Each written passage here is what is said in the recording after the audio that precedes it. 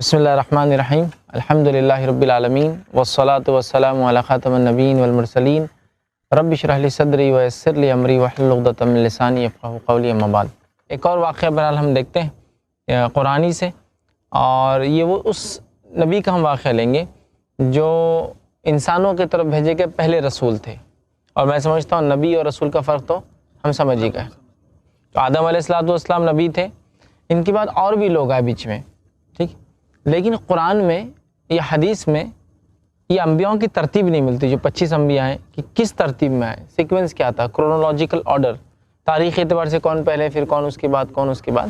لیکن ایسا کہا جاتا ہے کہ آدم علیہ السلام کے بعد شیس علیہ السلام آئے، اس کے بعد جو ہے ادریس علیہ السلام آئے، اور اس کے بعد جو ہے نوح علیہ السلام آئے۔ تو ہم جو ہے نوح علیہ السلام کے تعلق سے چند باتیں دیکھیں گے، چونکہ یہ انسانی طرف بھیجے گئے پہلے رسول تھے، یاد رکھیے۔ تو نوح علیہ السلام کی خصوصیت پہلے کی پہلے رسول تھے، انسانی طرف بھیجے گئے۔ دوسرا یہ کہ اللہ تعالیٰ نے ان کے نام سے قرآن میں ایک سورہ بھی نازل کیا، سورہ نوح، سورہ نمبر 71۔ اسی طرح ان کا واقعہ 43 ٹائمز آتا ہے قرآن میں، 43 بار اللہ تعالیٰ نے ان کے واقعے قرآن میں جو ہے نقل کیا۔ اور اسی طرح ان کی خصوصیت یہ ہے کہ ہر مذہبی کتاب میں ان کا تذکرہ ملتا ہے، نوح علیہ السلام کا۔ نوح علیہ السلام کس چیز کے لیے مشہور ہے، کوئی بتائیں گا؟ کشتی کے لیے۔ کشتی کے لیے نوح علیہ السلام جیسے ہی آتے تو ایک شیپ، ایک کشتی تصور میں آتی۔ اور یہ جو میں نے کہا آپ کو کہ ہر دنیا کے ہر مذہب، ہر قوم، ہر روایت میں آپ کا تذکرہ ہے۔ اگر آپ اٹھا کے دیکھ لے، قرآن کے اندر تذکرہ ہے، بائبل کو اگر لے، بائبل کے اندر تذکرہ ہے، چینی مذاہب کے اندر بھی ان کا تذکرہ ہے۔ اسی طرح ایسے مذاہب جو افریقہ میں اور امریکہ میں چلتے ہیں، جنہوں نے اپنی کتابت جس کو بولیں گے، مطلب ان کی کوئی زبان نہیں ہوتی، بولتے ہیں لیکن لکھ نہیں سکتے اپنی زبان کو، ان لوگوں نے بھی ایسے نقشے اور ایسی ڈرائنگز بنائی ہیں جس میں ایک بڑی طوفان کا پتہ چلتا ہے کسی زمانے میں آیا تھا، اور چند لوگوں کو اللہ نے اس سے محفوظ رکھا، بچا لیا تھا۔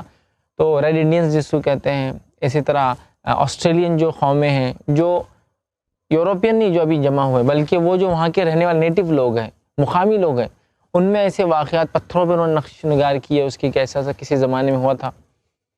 تو نوح علیہ السلام ایک ایسے نبی ہے جن کا تذکرہ کم و بیش ہر اس میں آتا ہے۔ اور ان کا نام نوح کیوں پڑا، اس کے تعلق سے قول یہ آتا ہے کہ آپ بہت کثرت سے رویا کرتے تھے اللہ کے سامنے، استغفار کیا کرتے تھے، اس طرح سے بہرحال اقوال ملتے ہیں، واللہ عالم، اللہ پھر بہتر جانتا ہے کہ اس کا کیا معنی ہے۔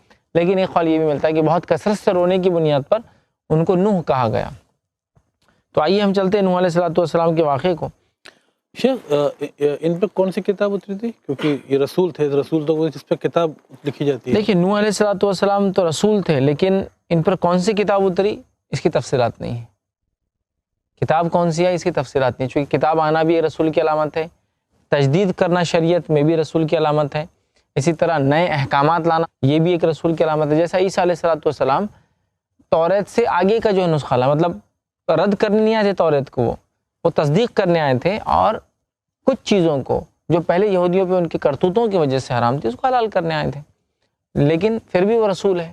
حالانکہ پچھلی شریعت کو وہ ریوائز کرنے آئے، تو ریویژن کرنے آئے تو بھی رسول، نئی کتاب لائے تو بھی رسول، ٹھیک ہے، نئے احکامات لائے تو بھی رسول ہو سکتا ہے۔ نوح علیہ السلام پہ کوئی کتاب آئی تھی نہیں آئی تھی، واللہ عالم، لیکن یہ تو ہم جانتے ہیں کہ اللہ نے کتابیں نازل ہی کی، لیکن کون سی کیا اس کی کوئی تفصیلات ہمارے پاس موجود نہیں، یاد رکھیے۔ نوح علیہ السلام کے اوپر وحی نازل ہوئی تھی۔ ظاہر سی بات ہے، کوئی بھی نبی جو ہوتا ہے اسے وحی نازل ہوتی ہے، وحی مطلب اللہ کی طرف سے جو احکامات آتے ہیں فرشتہ لے کر آتا ہے، یہ سب کے لیے کامن ہے۔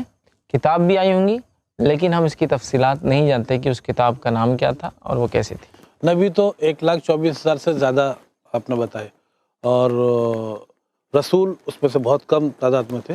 لیکن جہاں تک رسولوں پہ کتاب آنا اور پچھلی نسلوں میں سے یا پچھلے رسولوں کی چیزوں کو کیری فارورڈ کرنا، یا ان سے کچھ سیکھنا، یا ان پہ امپروو چینجز لانا، یا کچھ وہاں سے چیزوں کو بدلاؤ میں لے کر آنا، عمل میں لے کے آنا، کچھ اس طرح کی ایکٹیویٹیز رسول کیا کرتے تھے۔ تو اب تک جو ہمارے علم میں ہیں وہ صرف 4 ہی کتابیں ہیں، زبور، انجیل، توریت اینڈ قرآن۔ اس کے علاوہ اور کون سی ایسی کتاب ہے؟ کتابیں تو بہت سی آئی، اللہ نے قرآن فرمایا والی کل اجل کتاب، ہر زمانے میں ایک کتاب، ہر نبی کے ساتھ کتاب آئی۔ اب نام کے اعتبار سے صرف 4 کتابوں کے نام ملتے ہیں، توریت وہ کتاب جو موسیٰ علیہ السلام پہ نازل ہوئی، زبور وہ کتاب جو داؤد علیہ السلام پہ نازل ہوئی، انجیل وہ کتاب جو عیسیٰ علیہ السلام پہ نازل ہوئی، قرآن وہ کتاب جو محمد صلی اللہ علیہ وسلم پہ نازل ہوئی، اور ایک کتاب کا تذکرہ ہے لیکن اس کا نام نہیں آتا، وہ ہے صحف ابراہیم، لیکن اس کا نام کیا تھا نہیں معلوم۔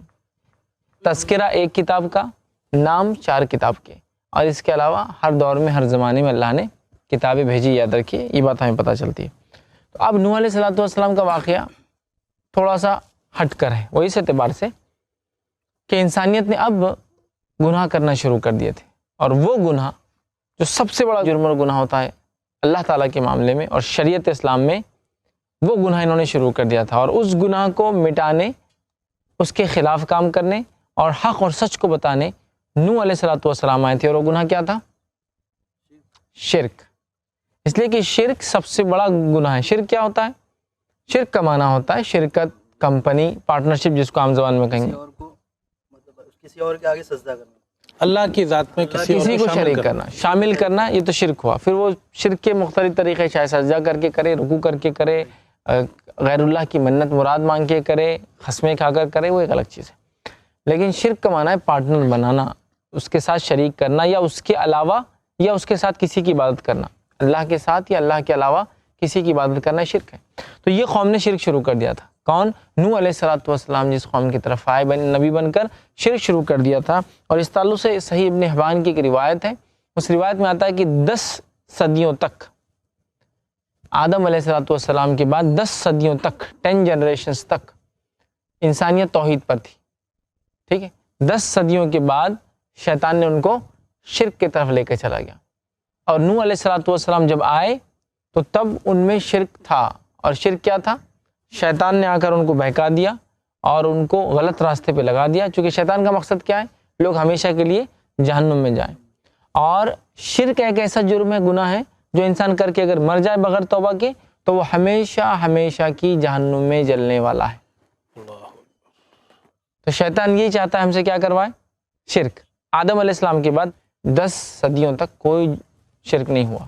اس کے بعد شیطان آیا اور نوح علیہ السلام کے زمانے کے جو نیک لوگ تھے ان کو ذریعہ بنایا اس نے شرک کا، نیک لوگوں کے ذریعے شرک کروایا۔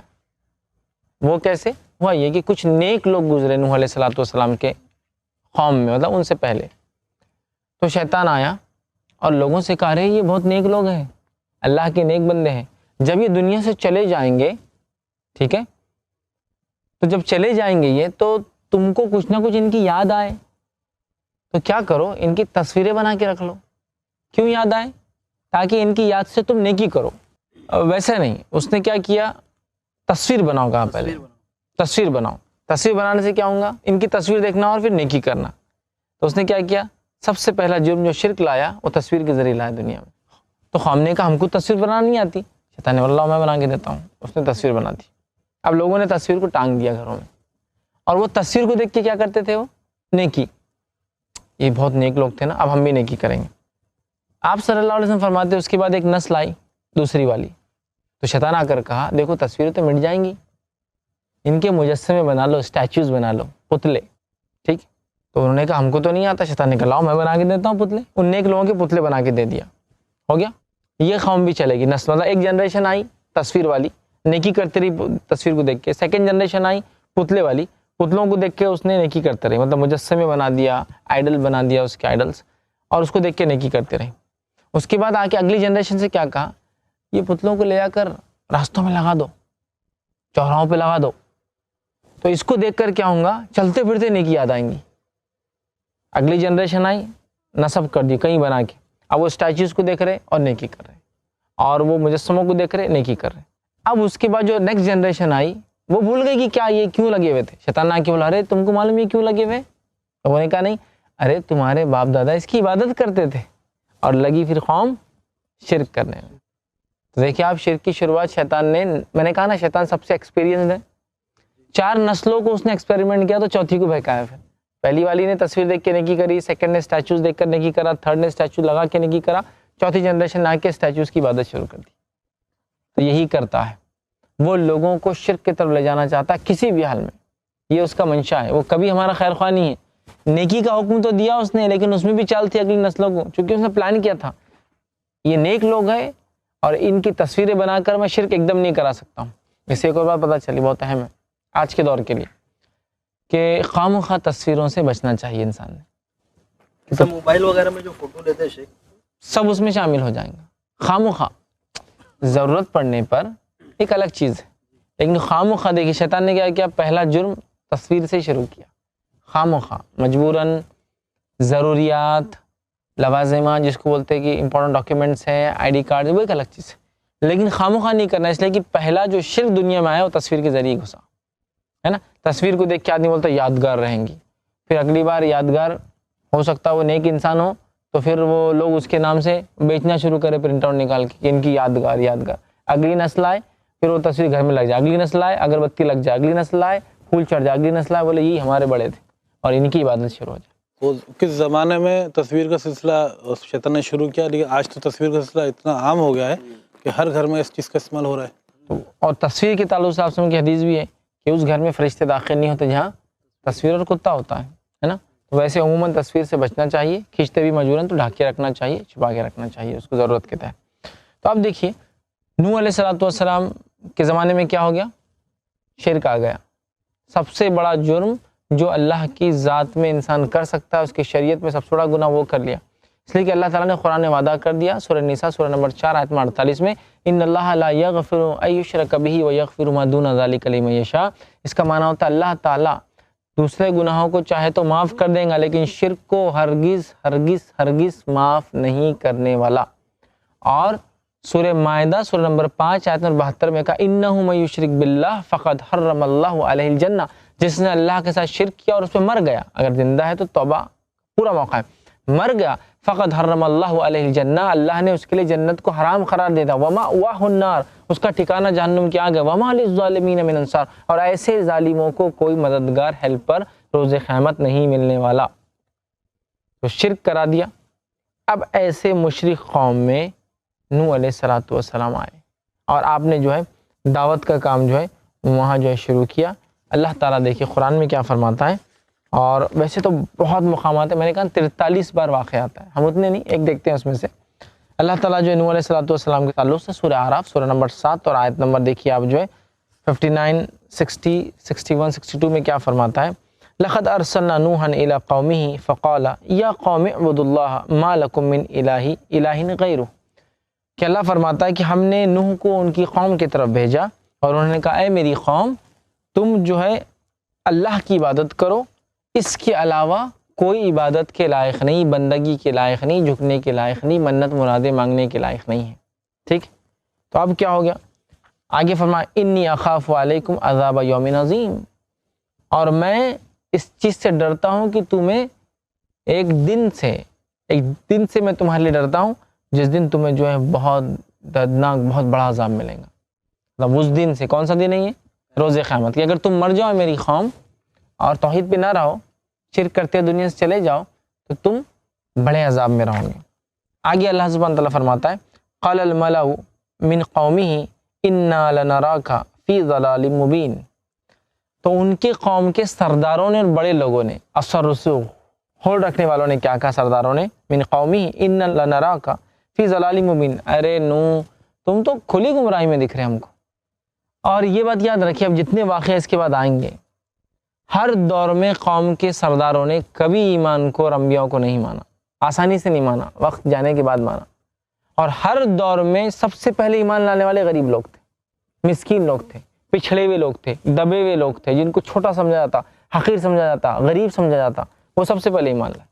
اور جتنے سردار اثر رسوخ بڑے، دیکھیے خود نبی اکرم صلی اللہ علیہ وسلم کا زمانہ ہے، مشرکین مکہ کہاں ایمان لائے، بالخصوص ان کے سردار نہیں لائے۔ ایمان کون لا رہے، وہ لوگ جو نچلے طبقے کے ہیں، غریب ہیں، غلام ہیں، پہلے وہ لا رہے، پھر نیکسٹ سٹیجز میں پھر بڑے لوگ بھی ایمان لائے۔ تو قوم کے سرداروں نے کیا کہا، اے نوح ہم تو تم کو کھلی گمراہی میں دیکھتے ہیں، مطلب اپنے نبی کو انہوں نے کیا کیا، جھٹلایا۔ نوح علیہ السلام نے فرمایا قال یا قوم لیس بضلالۃ ولکنی رسول من رب العالمین، اے میری قوم میں کوئی گمراہ نہیں ہوا ہوں، میں تو اللہ کی طرف سے بھیجا گیا تمہارے طرف جو ہے رسول ہوں۔ دیکھا آپ نے، نوح علیہ السلام نے دعوت دی، کہا تم گمراہ قوم نے کہا تم گمراہ ہو، خاص طور سے قوم کے سرداروں نے، بڑوں نے. اور ایک مقام پہ فرمایا اللہ رب العزت نے کہ ان کی قوم کے بڑوں نے کہا نوح تمہارے پیچھے تو سب غریب، مسکین، پچھڑے ہوئے چھوٹے لوگ رہتے ہیں، ہمارے جیسا کوئی تھوڑی ہے تمہارے پاس. تو اسے پتہ چلا پیسہ، مال و دولت کبھی کبھار انسان کو ہدایت سے روک دیتا ہے. حالانکہ یہ نعمت ہے، پیسہ، اثر، رسوخ نعمت ہے، لیکن جب اس کا غلط استعمال ہوتا ہے تو یہ ہدایت سے رکنے کا ذریعہ بن جاتا ہے. وہی شیطان والا تکبر آتا ہے تو انسان بس یہی غفلت میں بھڑک جاتا ہے. قوم کو تکبر آ گیا، ہم مالدار، پیسے والے. نوح پہ ایمان لانا بولے تو مشکل ہے، تو غریب لوگ ان کے پیچھے چل رہے ہیں. غریب لوگ چل رہے ہیں تو ہمارا کیا، ہم تو ایک سوسائٹی میں رہتے ہیں، کلاس ہے ہماری ایک، ہے نا، ہم ایلیٹس ہے. اور نوح علیہ السلام ہمارے دیکھو غریب لوگ ان کے ساتھ ہیں، اگر ہم ایمان لاتے ہیں تو کیا ان غریبوں کے ساتھ رہیں گے؟ وہ ان کی سوچ تھی. تو کہا ہم تو تم کو گمراہی میں پاتے ہیں، سیدھے نوح علیہ السلام پہ اٹیک کر دیا مطلب لوگوں نے. اچھا تم گمراہ. جیسے کہ نبی کریم صلی اللہ تعالی وسلم کے خاندان کے بارے میں بتایا گیا کہ وہ کس خاندان میں پیدا ہوئے، اور جب ان کو نبوت عطا کی گئی ایک عمر تھی، اس کے بعد میں مطلب ان کا شجرہ ملتا ہے، اور کافی پیغمبروں کے بارے میں کچھ شجرہ معلوم ہے. نوح علیہ السلام کے خاندان، آبا و اجداد کون تھے، کہاں پیدا ہوئے، اور کس طرح سے ان کو یہ نبوت عطا ہوئی؟ کہ پہلے سے ان کو مطلب بچپن ہی سے اس طرح کے ماحول میں رہنے کا موقع ملا، یا ایک عمر کے بعد میں ان کو نبوت ملی؟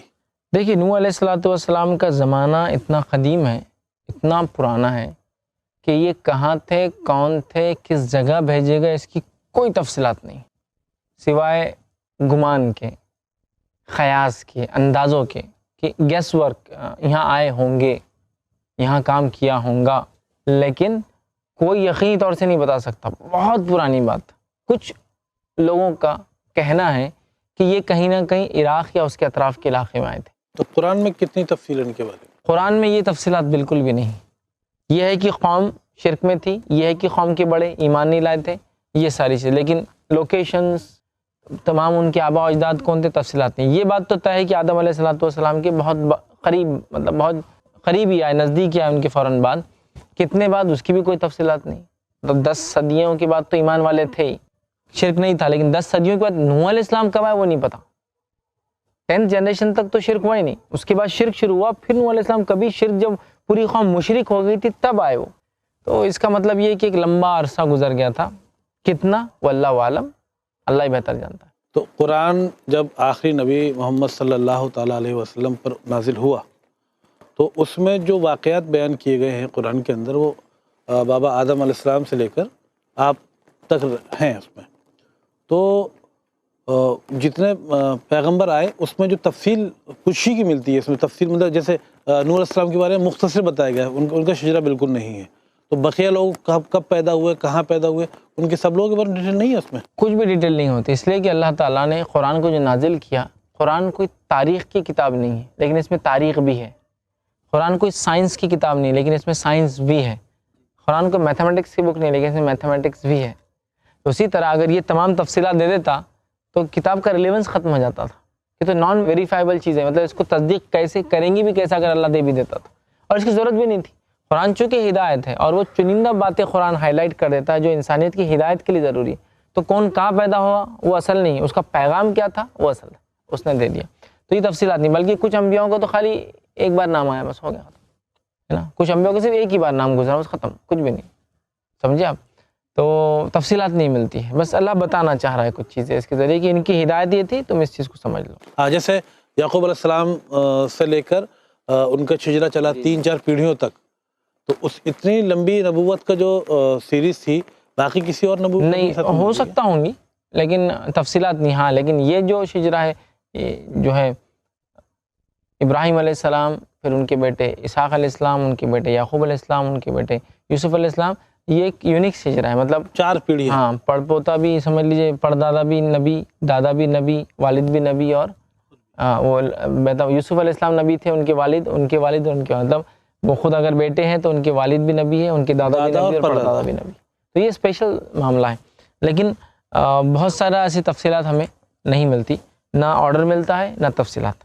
اب دیکھیے نوح علیہ السلام نے کیا کی، توحید کی دعوت دی. جب توحید کی دعوت دی تو کیا ہونا چاہیے تھا نوح علیہ السلام کے ساتھ؟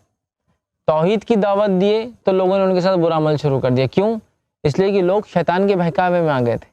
اب جب کوئی آ کے آدمی بول رہا ہے یہ مت کرو تو ان کو لگ رہا ہے یہ تو صحیح کام ہے اور صحیح کام سے روک دے رہے ہیں، تو قوم دشمن بن بیٹھی.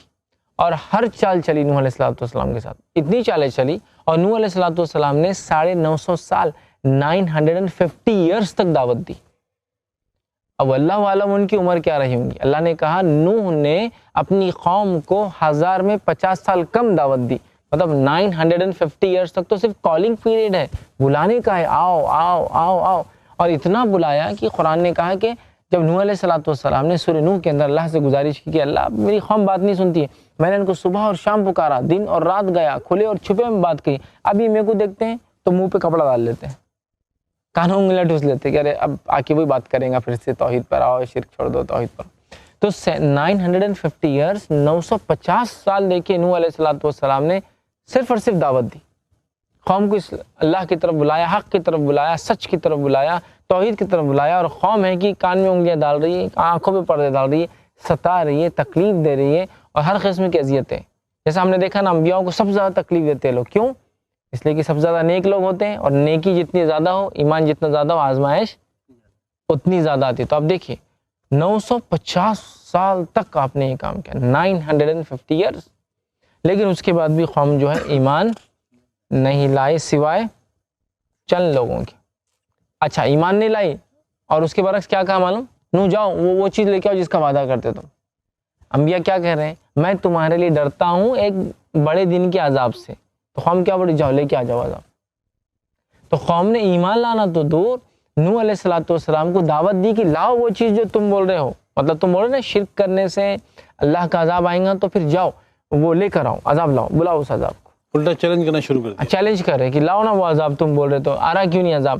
جبکہ اللہ تعالیٰ کی سنت یہ ہے کہ اللہ تعالیٰ موقع دیتا ہے قوموں کو، اچانک نہیں عذاب دیتا ہے، موقع دیتا ہے، وقت دیتا ہے، سمے دیتا ہے، ٹائم دیتا ہے، سدھر جاؤ سدھر جاؤ۔ اس قوم کو 950 ایئرس کا ٹائم ملا، لیکن اس کے بعد بھی قوم نہیں سدھری، وہ اپنے شرک پہ لگی رہی۔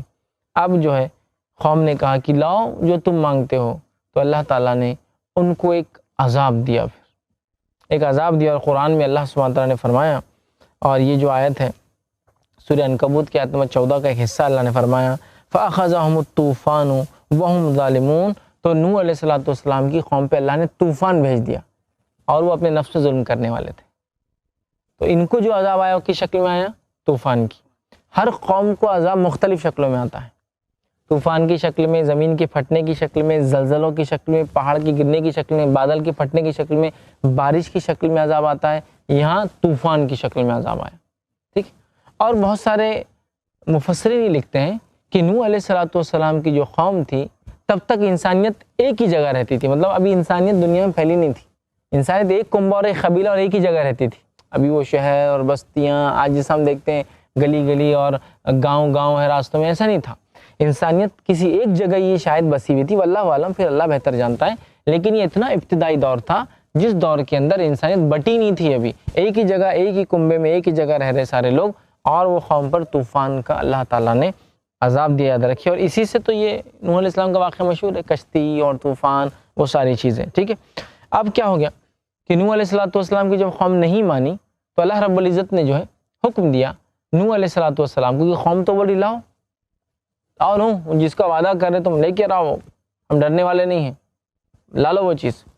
تو اللہ تعالیٰ نے جو ہے نوح علیہ السلام کو حکم دیا، اور اس حکم کو اللہ تعالیٰ نے قرآن میں دیکھی نقل کیا، سورہ ہود سورہ نمبر 11 آیت نمبر 37 میں 1137 میں اللہ نے کہا اور ایک کشتی ہمارے حکم سے ہمارے روبرو بناؤ۔ اللہ نے کیا حکم دیا؟ اے نوح تم ایک کشتی تیار کرو ہمارے سامنے، اور جو لوگ ظالم ہیں ان کے بارے میں ہم سے کچھ نہ کہنا، ٹھیک ہے، کیونکہ وہ ضرور غرق کر دیے جائیں گے۔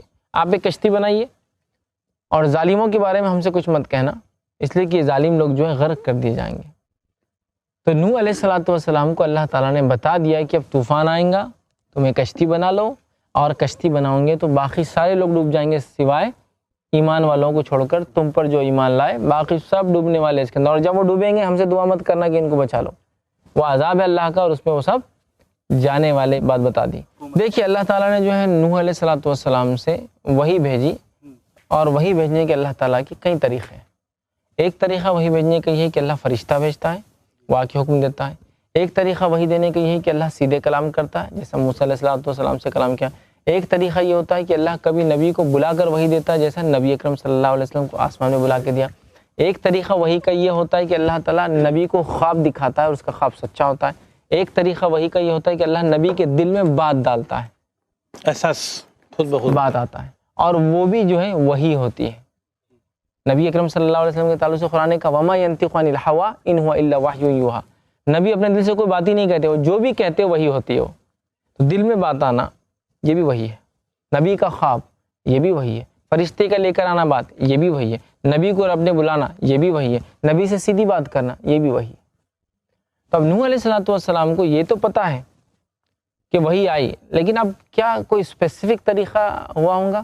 تو دیکھیے موسیٰ علیہ السلام کی تو خصوصیت تھی, اللہ نے سیدھے بات کی, اس کے علاوہ کسی نبی کے تعلق سے یہ نہیں آتا سوائے نبی اکرم صلی اللہ علیہ وسلم کو کچھ حصہ دیا گیا قرآن کا. سورہ بقرہ کی صرف 2 آیتیں ڈائریکٹ بغیر وسیلے کے, مطلب جبرائیل علیہ السلام نہیں تھے اس میں, لیکن موسیٰ علیہ السلام کو تو ہر بار اللہ نے اپنی ڈائریکٹ بات کی. نوح علیہ السلام کے تعلق سے ایسا کچھ نہیں آتا, تو ہم یہ کہیں گے جو عموماً ہے فرشتہ اگر لے کر آئے ہوں گا, ہو سکتا دل میں بات آئی ہوں گی یا پھر خواب کے ذریعے اللہ نے بتایا ہوگا.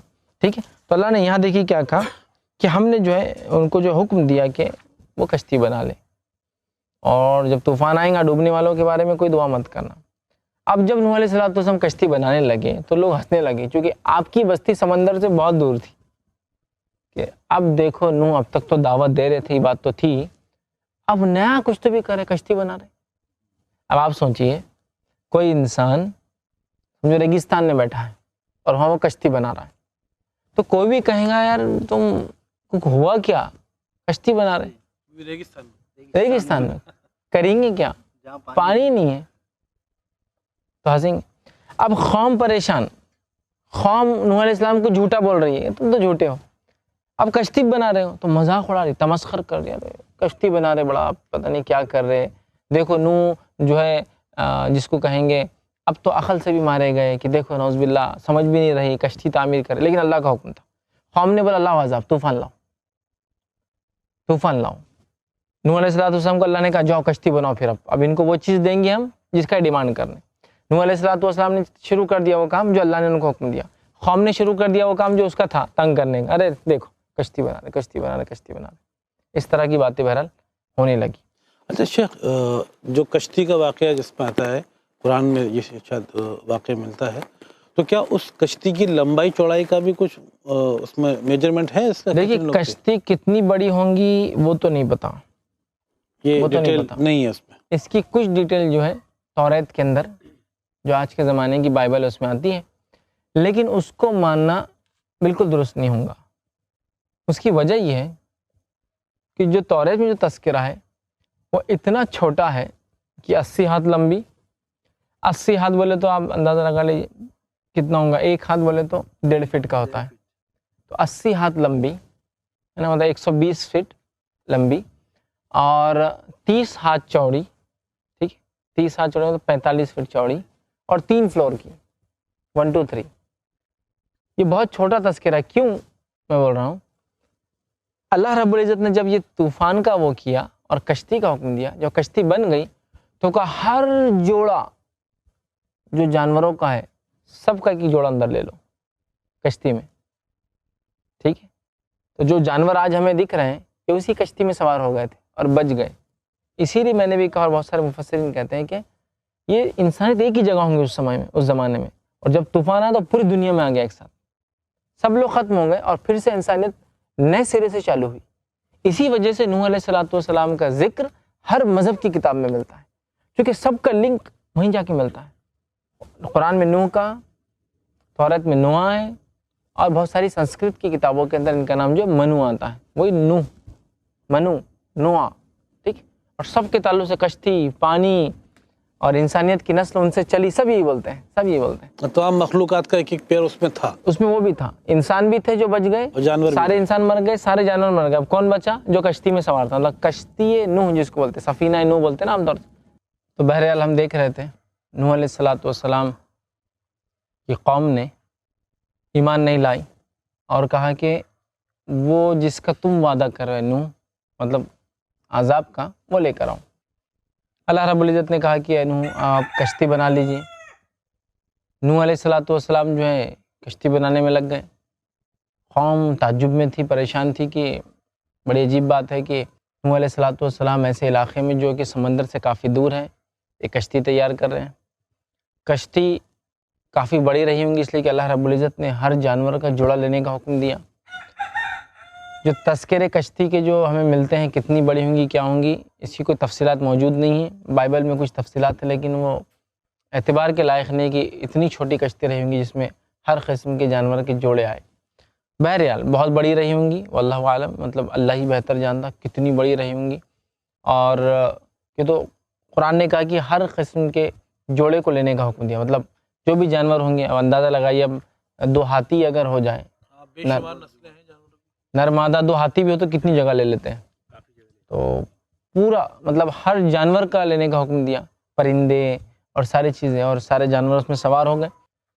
تو بہرحال نوح علیہ السلام کے شجرہ وغیرہ اس کی تفصیلات تو نہیں ملتی ہیں.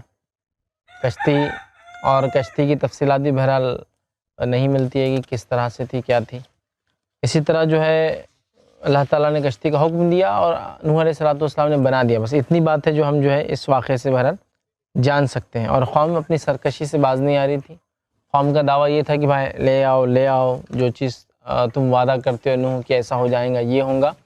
اور قوم بہرحال اسی انتظار میں تھی کہ نوح علیہ السلام عذاب لائے اور اس کے بغیر ہم ایمان لانے والے نہیں ہیں. تو یہ بڑی تعجب کی بات ہے.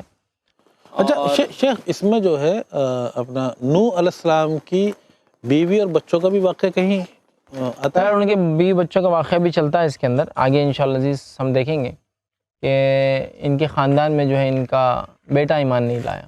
آگے یہ واقعہ جو ہے لیکن دنیا کو قائم ہو کہ کتنا زمانہ ہوا یہ بتانا ناممکن سی بات ہے.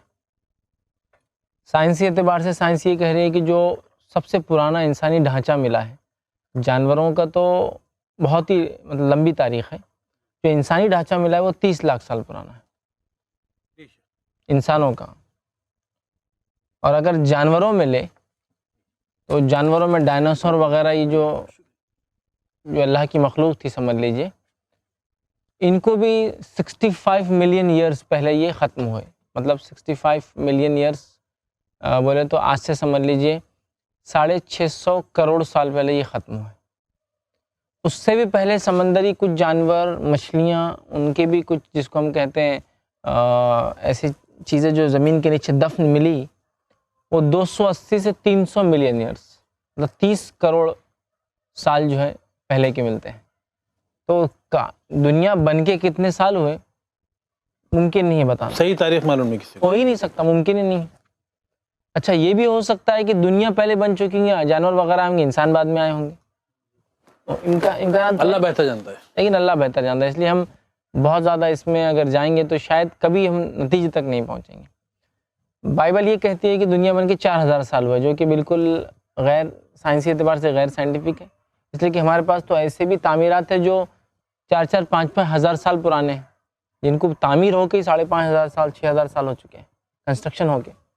تو بہرحال دنیا کب بنی، کتنے سال ہوئے، یہ ناممکنات میں سے کہ ہم کبھی بتا سکیں. بہرحال اب آئیے آگے بڑھتے ہیں. جو قوم نے دعویٰ کیا کہ بھائی لاؤ، نوح علیہ السلام نے جو ہے کشتی بنانا شروع کر دی. قوم نے کشتی کو دیکھ کے ہنسنا شروع کر دیا. اور یہ قوم اتنی جھٹلانے والی تھی کہ صحیح بخاری کی روایت ہے، نبی اکرم صلی اللہ علیہ وسلم فرماتے اور کہتے ہیں کہ نوح علیہ السلام کی قوم کو جب روز قیامت نوح علیہ السلام کے سامنے لایا جائیں گا تو وہاں بھی جھوٹ بول دیں گے، بولیں گے نوح نے پیغام ہی نہیں پہنچایا. مطلب روز قیامت بھی، آخرت کے دن میں بھی وہ قوم انکار کر دیں گی. کس چیز کا انکار کریں گی؟ کہ نوح علیہ السلام نے پیغام ہی نہیں پہنچایا، جبکہ اللہ رب العالمین غیب کی بات جاننے والا ہے. پھر بھی انکار کر دیں گی، قوم انکار کر دیں گی. پھر اللہ تعالیٰ امت محمدیہ کو لائیں گا اور امت محمدیہ سے پوچھیں گا کیا نوح نے اپنی قوم کو پیغام پہنچایا تھا؟ تو ہم لوگ گواہی دیں گے ہاں نوح علیہ السلام نے پیغام پہنچایا تھا. اور ہمیں کیسے پتہ چلا؟ قرآن میں پتہ چلا ہے نا. اور قرآن میں جو باتیں اللہ نے بیان کی، اللہ تعالیٰ تو کوئی بات غلط بیان نہیں کرتا ہے. ہم لوگ جو ہے اس کی گواہی دیں گے کہ نوح علیہ السلام کی قوم، جس بات کو اللہ کے رسول صلی اللہ علیہ وسلم نے اس آیت کی تفسیر میں بیان کیا، جو سورہ بقرہ سورہ نمبر 2 کی آیت میں 143 ہے، جس میں اللہ فرماتا ہے وَكَذَلِكَ جَعَلْنَاكُمْ أُمَّةً وَسَطًا لِتَكُونُوا شُهَدَاءَ عَلَى النَّاسِ وَيَكُونَ الرَّسُولُ عَلَيْكُمْ شَهِيدًا، جس کا معنی ہوتا ہے کہ تم ایک جو ہے امت وسط ہو، معتدل امت ہو، اعتدال والی، مڈل موسٹ امہ ہو. آگے فرمائے شہداء علی الناس، تم لوگوں پر گواہی دو گے، وَيَكُونَ الرَّسُولُ عَلَيْكُمْ شَهِيدًا، اور تمہارا رسول تم پر گواہی دے گا. کہ نبی اکرم صلی اللہ علیہ وسلم ہم پہ گواہی دیں گے۔ تو نوح علیہ السلام کی قوم اتنا جھٹلانے والی ہے کہ روز قیامت بھی جھٹلانے والی ہے اپنے نبی کو، ٹھیک ہے۔ اب آئیے آگے بڑھتے ہیں۔ نوح علیہ السلام نے کشتی بنا دی، اب اللہ کا حکم آ گیا، ہو جو وعدے کا وہ کہہ رہے تھے لاؤ عذاب لے کر آؤ، کیسا عذاب آتا ہم دیکھتے اس عذاب کو، تو اللہ تعالیٰ نے اب فرمایا قرآن کے اندر دیکھیے، اور اللہ نے فرمایا اور کہا، یہ سورہ جو مومنون سورہ نمبر 23 آیت نمبر 27 ہے۔ اللہ نے فرمایا جب ہمارا حکم آپ پہنچا تو تنور سے پانی ابھرنے لگا، جوش مارنے لگے تو سب قسم کے حیوانات میں سے جوڑا جوڑا یعنی نر اور مادہ دو دو کشتی میں بٹھا دو، اور اپنے گھر والوں کو بھی سوائے ان کے جن کی نسبت ان میں سے ہلاک ہونے کا حکم پہلے صادر ہو چکا ہے، اور ظالموں کے بارے میں ہم سے کچھ نہ کہنا، وہ ضرور ڈوب جائیں گے۔ اب اللہ نے نوح علیہ السلام کو فرمایا کہ اب کیا کرو تم، اب حکم آپ پہنچا اللہ کا، پانی نکلنے لگا تنور سے۔ تنور مطلب وہ اوون ہوتی ہے نا زمین میں جو تندور جس کو عام زبان میں بولتے ہیں، اس میں سے نکلنے لگا۔ اس کی تفسیر مفسرین لکھتے ہیں وہ تنور اس لیے کہا گیا کہ وہ زمین میں ہوتا ہے نا، تو زمین میں جتنے سوراخ تھے اور جہاں جہاں سے ہو سکتا پانی ابلنا شروع ہو گیا، مطلب زمین میں سے پانی ابلنا شروع ہو گیا، کیونکہ تنور زمین کے اندر ہوتا ہے نا، تو اس میں سے پانی نکلنا شروع ہو گیا۔ اور اللہ تعالیٰ نے حکم دیا کہ ہر جانور کا ایک ایک جوڑا بٹھا لو، مطلب نر اور مادہ، اس میں سوار کر لو کشتی کے اندر، اور اب سب ڈوب جانے والے عذاب جن پر آئیں گے جو ڈیمانڈ کر رہے تھے، اور سوائے وہ لوگ جو ایمان لائے اور آپ کے گھر سے جو لوگ ہیں، ہاں جنہوں نے سرکشی کی اس کا فیصلہ اللہ نے کر دیا، وہ آج بچنے والے نہیں ہیں، وہ آج بچنے والے نہیں ہیں۔ تو یہ بات واضح کر دی گئی نوح علیہ السلام کو کہ اب جو ہے ایمان لانے والے ہی بچیں گے، اور دوسروں کے حق میں دعا قبول نہیں ہونے والی ہے، ٹھیک ہے۔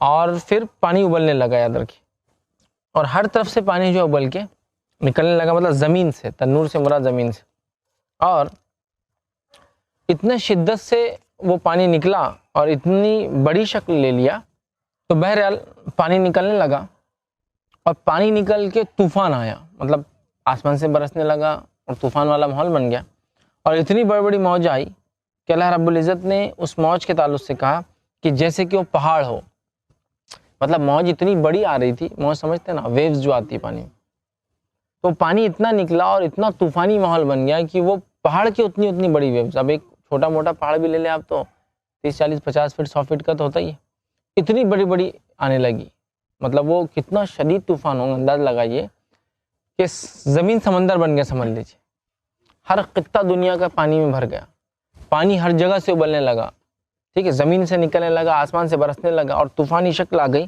اور پہاڑ کے اونچے اونچے جو وہ آنے لگی، اور اللہ تعالیٰ نے فرما دیا کہ آج کوئی نہیں بچیں گا سوائے ایمان لانے والوں کے، پھر وہ گھر والے ہو یا باہر والے ہو، اور اس کے علاوہ کوئی بچنے والا نہیں ہے۔ ہاں ابھی مجھے یاد آیا ان کی فیملی کے بارے میں، میرا سوال تھوڑی دیر پہلے آپ سے تھا، ایک واقعی میں نے سنا ہے کہ ان کے جو صاحبزادے تھے وہ بھی ایمان نہیں لائے تھے، کہ وہ ایک کسی اونچی پہاڑی پہ جا کے بیٹھ گئے، اور نوح علیہ السلام کے کہنے کے باوجود کہ تم ساری جہاں کو چھوڑ کر ہماری کشتی میں سوار ہو جاؤ، اور انہوں نے انکار کیا تھا کہ نہیں میں ایک ایسی جگہ بیٹھا ہوں کہ یہاں تک پانی قطن نہیں پہنچ سکتا، تو وہ کیا مسئلہ تھا شیخ؟ اس کے تعلق سے سورہ ہود سورہ نمبر 11 آیت نمبر جو ہے 42 43 میں اللہ نے فرمایا کہا، اس وقت نوح نے اپنے بیٹے سے پکار کر کہا، مطلب اب یہ جب طوفان آیا تو ایمان والے کشتی میں سوار ہو گئے، کشتی فلوٹ ہونا چالو ہو گئی، تیرنا شروع کر دی۔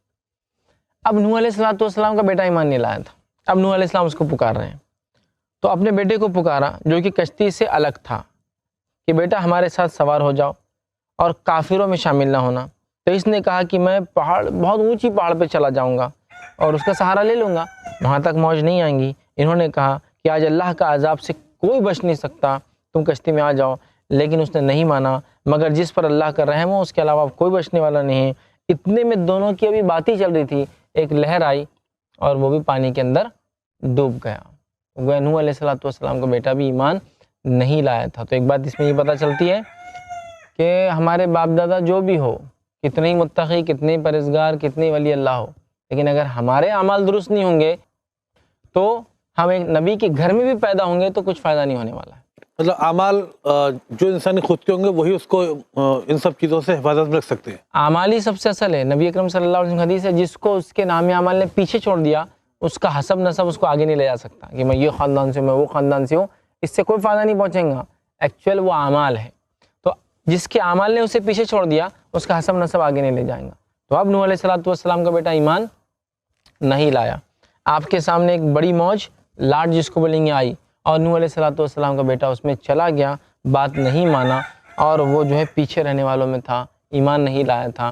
تو یہ بہت بڑی نصیحت ہے ہم کو اس میں کہ ہم اعمال کی طرف بہت رجوع کریں، زام نہ ہو ہم کو کہ ہم فلاں کی یا فلاں کی اولاد ہے، اس لیے کسی کی اولاد ہونے سے کچھ نہیں ہوتا جب تک کہ ہمارے اعمال نیک نہ ہو یا ان جیسے نہ ہو، جیسے کہ کوئی انبیاؤں کے اولاد میں سے، کوئی نیک لوگوں کی اولاد میں سے، تو اعمال ویسے ہو، یہ نہیں کہ وہ نیک تھے تو ہم چلے جائیں گے، یہ ہو ہی نہیں سکتا، یاد رکھیے۔ تو ایک لاٹ آئی اور وہ ڈوب کر چلا گیا، یاد رکھیے۔ اور اس کے بعد پھر اللہ تعالیٰ نے حکم دیا، آسمان نے پانی روک دیا، زمین نے پانی جذب کر لیا، پھر یہ کشتی ایک پہاڑ پر جا کے رکی، اور اس کے بعد پھر انسانیت کشتی میں سے نکل کر آئی، نکل کے آنے کے بعد ایک نئی دنیا بسی، اور سارے کافر جو اس سے پہلے تھے دنیا سے صفایا ان کا ہو گیا، اور یہاں سے جو نسلیں نکلی ان سے پھر مختلف قومیں آئیں، جیسا کہ عاد ہے، سمود ہے۔ اچھا شیخ، ایک سوال مجھے ذہن میں آ رہا ہے کہ آپ نے ابھی کہا کہ اس طوفان کے تھمنے کے بعد جب کشتی ایک جگہ ٹھہری اور اس کے بعد میں تمام لوگ، ساری انسانیت اس کشتی سے باہر اترے اور ایک نئی دنیا کی تعمیر ہوئی، اس سے پہلے آپ نے بتایا کہ اس کشتی میں وہی لوگ سوار ہو سکتے ہیں جو کامل ایمان ہوں، یعنی صحیح اچھے انسان اور مسلمان جو ہوں گے۔ جو انسان اس میں سوار تھے اور جب واپس اترے اس کشتی سے اور ایک نئی دنیا بسی، تو سبھی لوگ اچھے تھے، سبھی نیک تھے، سبھی مسلمان تھے۔ تو یہ کفار اور یہ غلط لوگ اور یہ شیطانیت سوار والے لوگ پھر ان کی نسلوں میں سے کیسے پیدا ہو گئے؟ دیکھیے، سب سے پہلی چیز تو یہ کہ خود آدم علیہ السلام مسلمان تھے، دنیا میں آئے، سارے لوگ 10 نسلوں تک، 10 پیڑھیوں تک، یا 10 جس کو کہیں گے صدیوں تک، 1000 سال تک ایمان والے رہے۔ لیکن شیطان جیسا اس نے وہاں کام کیا، سیم نوح علیہ السلام بچے، کشتی بچی، لوگ اترے، ایمان والے تھے، ایک زمانہ گزرا، ایک لمبا عرصہ گزرا، لوگ ایمان پہ رہے، کیونکہ نوح علیہ السلام کا واقعہ ان کے ذہن و دماغ میں تازہ تھا، ان کے آباء و اجداد بتاتے تھے ان واقعات کو، ایسا ہوا، اللہ نے ان کو محفوظ رکھا۔ اور عاد کے تعلق سے تو خاص طور سے جو وہ لوگ تھے جو نوح علیہ السلام کی کشتی سے بچے تھے، تو عاد جو قوم تھی، ہود علیہ السلام جن کی طرف بھیجے گئے تھے۔ لیکن اس کے بعد بھی ہم دیکھتے ہیں شیطان، چونکہ شیطان تو کھلا تھا نا، شیطان نے پھر کیا کیا، لوگوں کو اسی راستے پہ چلایا جو اس سے پہلے آدم علیہ السلام کی بات کے لوگوں کے ساتھ کیا تھا۔ اچھا، آگے کی نسلوں کے لیے وہ گزری داستان پھر اس نے وہی گزری داستان ہو گئی، لوگ بھول گئے کیا تھا کیا نہیں، اور اس کے بعد پھر وہی گناہ اور وہ ساری سرکشی، اور پھر دنیا میں شرک اور کفر پھر سے آ گیا۔ پھر اللہ رب العزت نے اپنا سلسلہ نبوت کا چالو رکھا، کتابوں کا چالو رکھا، ہدایت کا چالو رکھا، تاکہ ہم لوگوں کو انبیاء آتے رہے، ہدایت پہنچاتے رہے۔ لیکن نبی اکرم صلی اللہ علیہ وسلم آخری نبی، اب کوئی نبی آنے والا نہیں، یاد رکھیے، یہ بات بھی ہمارے ذہن میں واضح ہونا چاہیے۔ تو یہ تھا بہت مختصر سے ہم نے نوح علیہ السلام کا واقعہ دیکھا۔ آئیے اس واقعے سے کیا کیا باتیں ہم کو سیکھنے کو ملی وہ دیکھتے ہیں، اور کیا کیا چیزیں تھیں جو اس واقعے میں ہم نے دیکھی۔ نوح علیہ السلام کا واقعہ بالخصوص، نوح علیہ السلام کی اچھائی، نیکی کی انہوں نے لوگوں کو بتایا حق کی طرف آنے کے لیے، ٹھیک ہے، اور ہاں بت پرستی کے خلاف انہوں نے کام کیا، لیکن لوگ ایمان نہیں لائے سوائے بہت تھوڑے لوگوں کے۔ آدھا کتنے سالوں تک کام کیا؟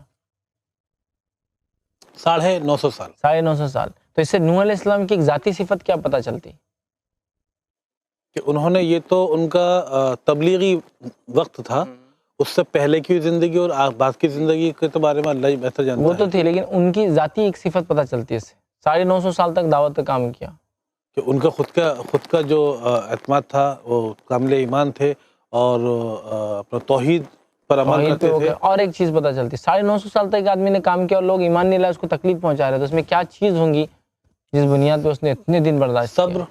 صبر۔ نوح علیہ السلام کا صبر کی 950 سال تک دعوت دی، اور ایک روایت میں آتا صرف 80 لوگ ایمان لائے اور 70 لوگ ایمان لائے، مطلب ایک سال میں ایک بھی نہیں ہو رہا ہے۔ تو نوح علیہ السلام کا صبر، 950 سال میں صرف 70 یا 80 لوگ ایمان لائے۔ صبر، عزم، مضبوطی، استقامت، اتنی مطلب انبیاء میں اتنی زیادہ ہوتی ہے۔ ایک سوال اور اس سے بنتا ہے کہ نوح علیہ السلام کے 950 سال تبلیغی کام کے بعد میں اگر صرف 70 یا 80 لوگ ایمان لے کر آئے تھے، تو اس کشتی پر بھی صرف یہی 70 یا 80 لوگ موجود رہے ہوں گے؟ ظاہر سی بات ہے، نوح علیہ السلام پہ جتنے لوگ ایمان لائے تھے وہ کشتی پر سوار ہوئے، ہو سکتا ہو 70-80 جو تھے اتنے ہی ہوں، اور گھر کے ہو سکتا کچھ اور افراد ہو، یہ وہ ہو جو گھر کے افراد سے علاوہ ایمان لائے ہو، خاندان سے ہٹ کر دوسرے لوگ، یہ بھی ہو سکتا ہے کل ملا کر سارے ہی لوگ، خاندان کے غیر خاندان ملا کے۔ بہرحال یہ بات طے ہے کہ اتنے ہی لوگ کشتی میں سوار تھے جتنے ایمان والے تھے، پھر ان کی تعداد بہرحال جو بھی رہی ہو یاد رکھیے۔ اس سے ایک تو بات پتہ چلی نوح علیہ السلام کا صبر، اور کیا ہم نے سیکھا اس سے؟ جو مالدار تھے اس قوم کے، کیا کہا انہوں نے؟ ان لوگوں نے یہ کہا کہ نوح تمہارے ساتھ تو غریب مزدور طبقہ ساتھ میں ہے، اور ہم جیسے امیر اور اونچ اور طاقتور نیچ لوگ۔ سمجھ میں آئی سماج کی؟ مطلب نوح علیہ السلام کے زمانے میں، آدم علیہ السلام کے بعد یہ مسئلہ نہیں تھا، لیکن اب اونچ نیچ تبھی آ گئی تھی۔ انسانیت میں یہ چیز ذہن میں شیطان نے ہمیشہ ڈالی کہ تم اونچے اور نیچے ہو۔ اسلام یہ کہتا ہے کہ کوئی انسان اونچا اور نیچا نہیں ہوتا مال کی وجہ سے، خوبصورتی کی وجہ سے، یا کسی کے گھر میں پیدا ہونے کی وجہ سے۔ انسان اونچا اور نیچا اس کے عمل کی وجہ سے ہوتا، کرموں کی وجہ سے ہوتا، اس کے جنم یا پیدائش کی وجہ سے نہیں ہوتا، اسلام بولتا ہے۔ ابھی دیکھیے آدم علیہ السلام جا کے کچھ ہی زمانہ ہوا اور کیا بن گئے طبقے، اونچ نیچ۔ وہ جو بڑے تھے قوم کے سردار بولے یہ تو غریب ہے، غریب سمجھ آپ، طبقہ انہوں نے تیار کر دیا۔ تو ایک تو طبقاتی کشمکش جس کو بولتے ہیں، دو طبقوں میں کشمکش، وہ ہم کو سمجھ میں آ رہی۔ اسی طرح نوح علیہ السلام کا دعوت کا طریقہ 950 سال کنٹینیوسلی ایک ہی کام۔ تو عذاب آیا، بیٹے کو بولا بیٹا، ایسے ایک بات پتہ چلی کہ ایک نبی اپنے بیٹے کو بھی ہدایت نہیں دے سکتا۔ ہدایت کا کام کس کا ہے؟ اللہ دیتا ہے۔ تو نبی بھی اپنے بیٹے کو نہیں بچا سکتا ہے، ٹھیک ہے؟ وہ اللہ دیتا ہے، ہدایت بھی نہیں دے سکتا، بچا بھی نہیں سکتا۔ عذاب آیا تو ظاہر سی بات ہے ہدایت دینا اللہ کا کام ہے، نبی نہیں بچا سکتا۔ اسی طرح جو ہے کسی کے اچھے اعمال اس کے خاندان یا بچوں کو نہیں بچا سکتے، کسی کے ذاتی اعمال جب تک دوسرا آدمی ایمان نہ لائے، اس کے خاندان کے اچھے اعمال اس کو فائدہ نہیں دیں گے۔ اسی طرح انبیاءوں کو تکلیف دی جاتی ہے۔ نوح علیہ السلام کو تکلیف دی گئی نا، 950 سال بات نہیں مانی گئی، دیکھ کے آنکھوں پہ پردہ ڈال دیے، کانوں میں انگلیاں ڈال کے کھڑے ہو جا رہے ہیں، یہ بات پتہ چلی۔ اسی طرح نوح علیہ السلام کا صبر اس سے پتہ چلتا ہے۔ اسی طرح ایک بات بڑی اہم پتہ چلتی ہے، یہ ہے حق کو ماننے والے کبھی بھی کوانٹٹی میں کم ہوتے ہیں، سمجھ رہے آپ؟ تو حق کو آپ زیادہ اور کم سے کبھی موازنہ نہیں کرنا، اتنے بہت سے لوگ تو حق پہ ہوں گے نا، ایسا کیسا ہو سکتا کہ زیادہ تر لوگ غلط ہوں گے؟ تو یہ بات تو قرآن سے ہمیں پتہ چلتی ہے کہ ہر بار حق کے ماننے والے، سچ کے ماننے والے، ٹروتھ کے ماننے والے کم ہوتے ہیں، اور اس کے مقابلے میں جو جھوٹ کے ماننے والے ہیں، شیطان کے پیروکار ہیں، وہ زیادہ ہوتے ہیں۔ نوح علیہ السلام پر ایمان لانے والے 60 70 80 90 جو بھی رہے ہو، لیکن وہ کوانٹٹی کم تھی عام لوگوں سے جو اس زمانے میں تھے۔ تو اس سے پتہ چلا حق کو آپ زیادہ اور کم سے نہیں پیمانہ کرنا، زیادہ لوگ جو کر رہے وہ صحیح ہوں گا، ایسا نہیں ہے۔ حق ہوتا ہے، ٹروتھ ہوتا ہے، سچ ہوتا ہے، چاہے اس کو ماننے والا ایک آدمی کیوں نہ دونوں، وہ اکیلا ہی۔ جبکہ آج کے دور میں تو ہم سبھی میں ایک بڑی کامن سی چیز یہی ہے کہ ارے بھائی میجورٹی جہاں زیادہ ہے وہی چیز صحیح ہے، وہی چیز صحیح ہے۔ زمانے میں آج کل یہ ہم لوگوں کو سننے اور سمجھنے میں یہ بالکل صحیح نہیں ہے۔ حق رہتا ہے، صحیح بات رہتی ہے، چاہے اس کو ماننے والا کرنے والا ایک آدمی کیوں نہ ہو۔ تو کسی کے زیادہ ہونے سے کوئی غلط کام صحیح نہیں ہو جاتا، اور کسی کے کم ہونے سے صحیح کام غلط نہیں ہو جاتا، ٹھیک ہے؟ تو حق ہے، تو یہ بھی پتہ چلا۔ اسی طرح جو ہے مومنوں کو ہر دور میں آزمائش آئی، نوح علیہ السلام کو تکلیف دی گئی، ان کے پیروکاروں کو بھی دی گئی ہوں گی۔ یہ بالکل ایسی چیز ہے کہ جو انبیاءوں پر ایمان لاتے ہیں ان کو بھی ابتدائی دور میں تکلیف ہوتی ہے۔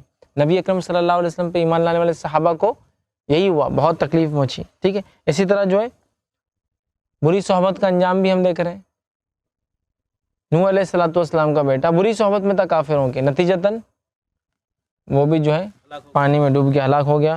اسی طرح جو ہے بت پرستی کی حقیقت بھی ہم دیکھتے ہیں کہ بت پرستی کی کوئی حقیقت نہیں ہے نا، شیطان نے اس کو ڈالا انسانوں میں لا کے، اور طوفان عذاب کی ایک قسم ہے، یہ بھی پتہ چلا ہم کو۔ طوفان جب آتے ہیں یہ عذاب کی ایک قسم ہے۔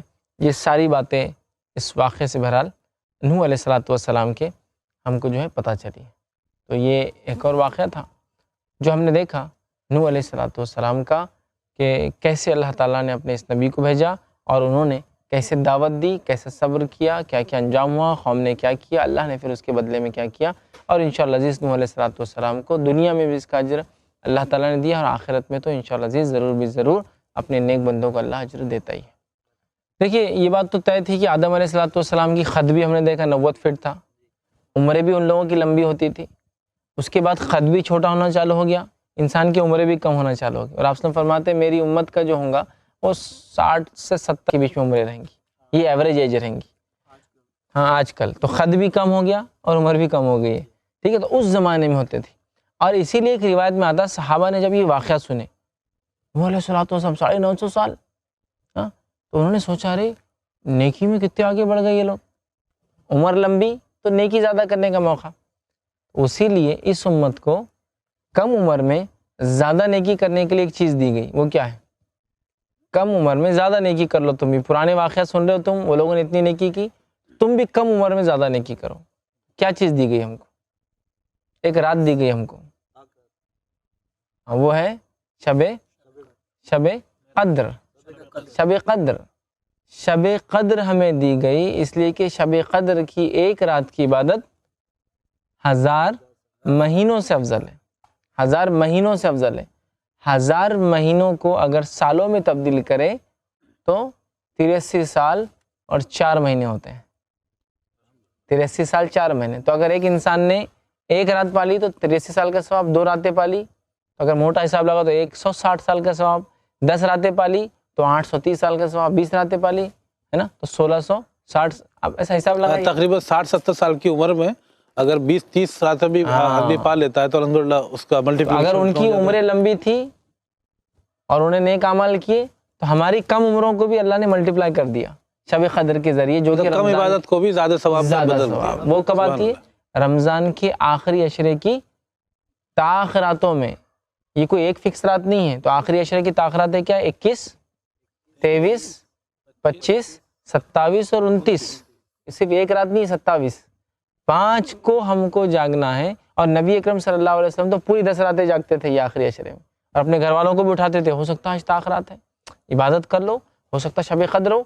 تو ہماری عمریں بھی کم ہو کر بھی ملٹیپلائی ہو سکتی ہے، بلکہ اس زمانے کے لوگوں سے بھی زیادہ ہم زیادہ ثواب اٹھا سکتے ہیں کہ انہوں نے تو 950 سال یا 1000 سال یا 2000 سال زندہ رہ کے عبادت کی، جو کتنا مشکل ہوتا نا روز 5 وقت کی نماز پڑھنا.